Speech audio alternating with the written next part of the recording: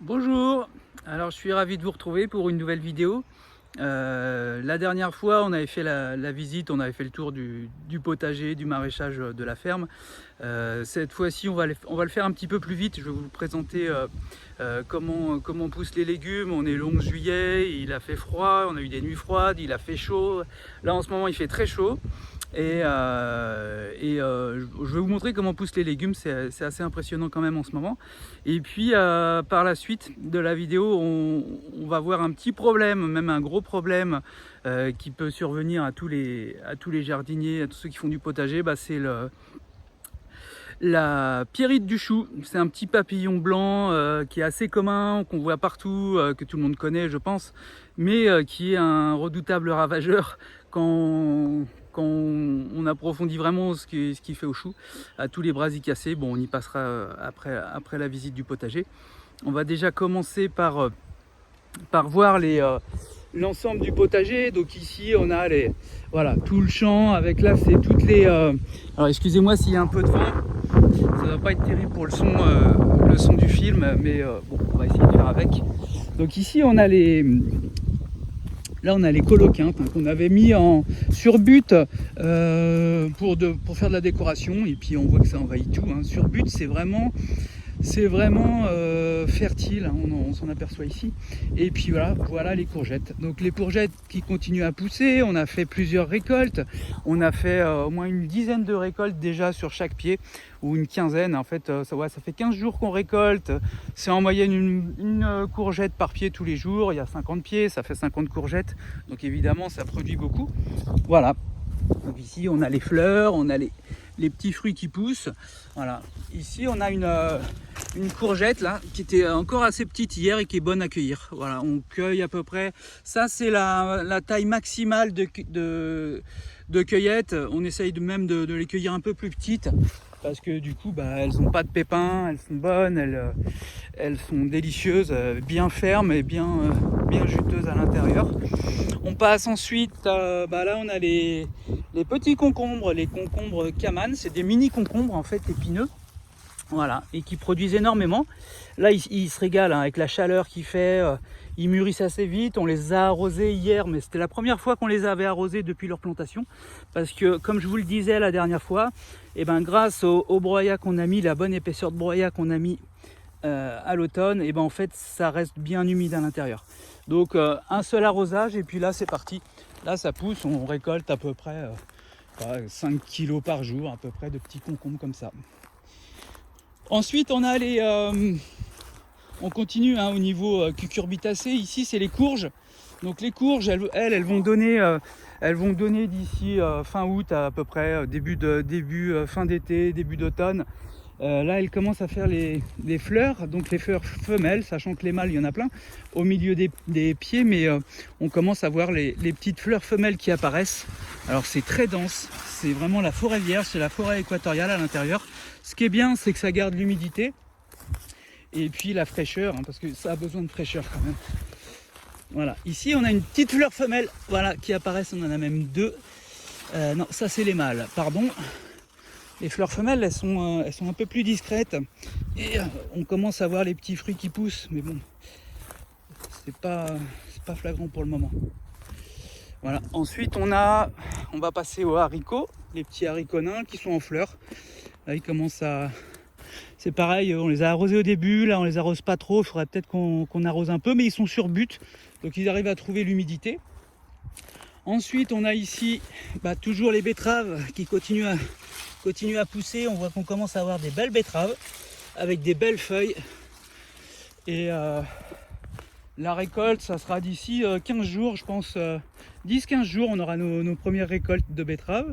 On passe ensuite aux blettes, donc les blettes blanches. Les blettes, ça c'est les poirées rhubarbe, c'est les blettes rouges avec les côtes rouges. Et puis ici on passe au chou, on reviendra au chou à propos des petits papillons blancs qui se baladent partout, on y reviendra. Donc voilà. Ensuite on a ici nos petits poireaux qui commencent à bien s'épanouir. Les nouveaux poireaux qu'on a plantés la semaine dernière. Et puis là les fenouils, voilà, qui grossissent, qui commencent à faire des bulbes, qui se plaisent bien. Ils vont certainement aussi avoir besoin d'un petit peu d'eau, on va s'en occuper. Là, on a les radis qu'on a semés il y a 10-15 jours à peu près. Bon, ils sont en feuilles, ils commencent ici. Voilà, ils commencent à être en forme là, ouais, d'ici 5 jours, là c'est bon, on va pouvoir les récolter.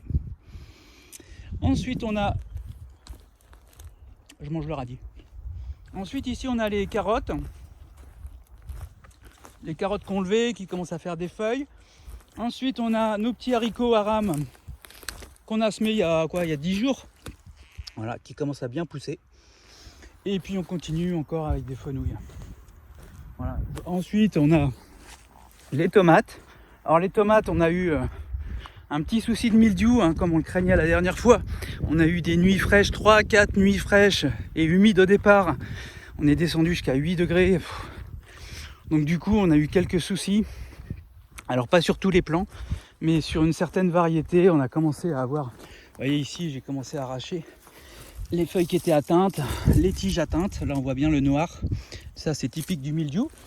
Et puis des grosses tailles. Voilà, ici on voit sur celui-là, il a fallu vraiment que je fasse des grosses tailles. On voit ici que le mildiou est encore là. Il commence à sécher parce que là maintenant on est tranquille. Les nuits sont douces et puis c'est très sec. Voilà, donc on espère maintenant que le mildiou va s'en arrêter là. On a coupé les feuilles qui étaient atteintes. Et puis pour les autres pieds, ça pousse bien. Donc bon, on continue à croiser les doigts pour la suite parce que les tomates c'est quand même super, c'est important. Pour l'attrait, pour la vente, c'est vrai que tout le monde a envie de tomates l'été et c'est vraiment important. Voilà. Et puis après, c'est les patates. Les pommes de terre, les 4 variétés, elles sont super. Elles donnent bien. Et puis, ça nous fait plaisir. On a une bonne récolte, on a un bon rendement, on a presque 2 kg par pied. Donc là, on est content. Et là, maintenant, on va passer à notre petit problème qui correspond au sujet principal de la vidéo. Et c'est ce qu'on appelle la pierrite du chou. C'est un petit papillon blanc qu'on voit partout, hein, que tout le monde connaît, et puis qui va pondre des œufs. Là, ça pond des œufs à peu près 4 fois par an. C'est un cycle de reproduction annuel. Donc 4 fois par an, ça va pondre des œufs. On les voit ici, hein, ils se baladent, on les voit bien sur les choux. Et donc là, on doit être à la deuxième ponte. Ils vont repondre bientôt là, et puis ils repondront après septembre, et les dernières chenilles se transformeront en chrysalides, passeront l'hiver à l'abri, et puis au printemps ils vont repartir. Donc là on voit ce petit papillon blanc. Voilà, j'avais pas préparé, hein, lui il est venu s'inviter dans la vidéo. Donc ça c'est une femelle. Alors on reconnaît bien les femelles parce qu'elles ont 2 points blancs sur le haut des ailes, tandis que les mâles n'ont pas de points blancs sur le haut des ailes. Et donc c'est les femelles qui vont pondre. Alors comment elles vont pondre? Elles vont faire des petits œufs bien regroupés. Je vais essayer de trouver l'endroit que j'avais repéré où il y avait des œufs. Voilà, c'est ici. Donc voilà, on va regarder. Voilà les petits œufs bien regroupé. Voilà, on va essayer de le bien serrer au niveau du centre de la vidéo. Voilà, alors c'est pas les détails, au niveau des tailles c'est pas terrible, mais je vous mets une photo. Et puis ensuite, au bout de 4, 5, 6 jours, les œufs vont éclore et on va retrouver des petites chenilles. Tiens, ici il y a encore des œufs. Voilà, j'espère qu'on les voit bien. Et puis les chenilles vont éclore. Et au début elles sont toutes petites, elles sont même invisibles, mais petit à petit elles vont grossir, et petit à petit elles vont se transformer en belles chenilles vertes et jaunes. Elles sont striées de noir. Elles vont manger, elles vont se regrouper, elles sont grégaires, hein. Elles vont se regrouper et puis elles vont malheureusement elles vont manger tout le chou. Elles vont manger tous les choux si on ne fait rien. Alors faut vraiment être vigilant parce que ça anéantit une récolte carrément. Si on ne fait rien, la pierride elle est contente, hein. Elle va pondre, elle va se reproduire, c'est son objectif. Et puis les chenilles vont tout avaler. Il va rester que le squelette du chou. Et puis toutes les feuilles seront mangées. Je vous mets quelques photos en incrustation. c'est la catastrophe, hein. Donc c'est vraiment l'anéantissement d'une récolte. Les choux sont pas, alors on peut en manger un peu, mais ils sont pas vraiment pas vendables. On peut pas les offrir sur le marché, c'est pas possible. Donc en traitement préventif, apparemment on a la possibilité de mettre des fougères, des petites feuilles de fougères comme ça au sol. En plus ça couvre le sol, c'est pas plus mal. Et apparemment, alors on va le vérifier, hein, mais apparemment c'est un répulsif. On peut mettre aussi des feuilles de tomates. Quand vous taillez vos tomates, etc., vous pouvez mettre ça au milieu de vos choux. Et puis sinon, le traitement le plus biologique, on va dire, c'est de repérer les chenilles, c'est de les enlever.